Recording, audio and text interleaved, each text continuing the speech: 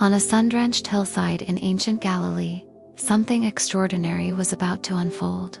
Picture this: crowds of people, from all walks of life, making their way up a mountainside. They'd heard about this teacher, this man called Jesus, and something in their hearts told them they needed to hear what he had to say. As Jesus sat down, a hush fell over the gathering.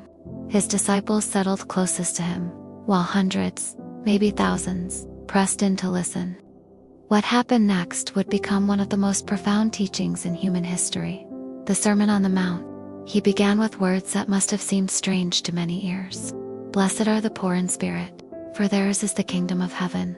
These weren't the words of a typical religious teacher. Instead of praising the powerful or successful, Jesus was blessing the broken, the mourning, the meek. The Beatitudes, as we now call them, turned the world's values upside down. But Jesus wasn't finished. He went on to address the everyday struggles and deepest questions of human life. "Love your enemies," he said, challenging centuries of an eye for an eye thinking. Imagine the murmurs that must have rippled through the crowd at such a radical idea. He spoke about forgiveness, not as a weakness, but as a strength. If someone strikes you on the right cheek, turn to them the other also.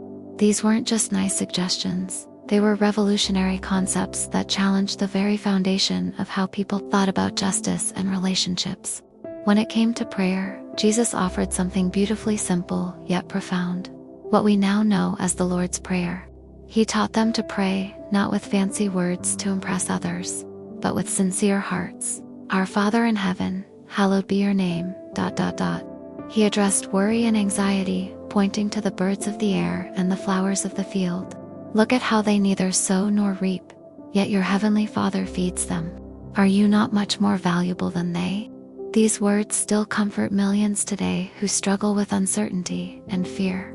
The real genius of the Sermon on the Mount wasn't just in its individual teachings, but in how it painted a complete picture of a transformed life. Jesus wasn't giving a list of rules. He was describing what happens when God's love takes root in a human heart.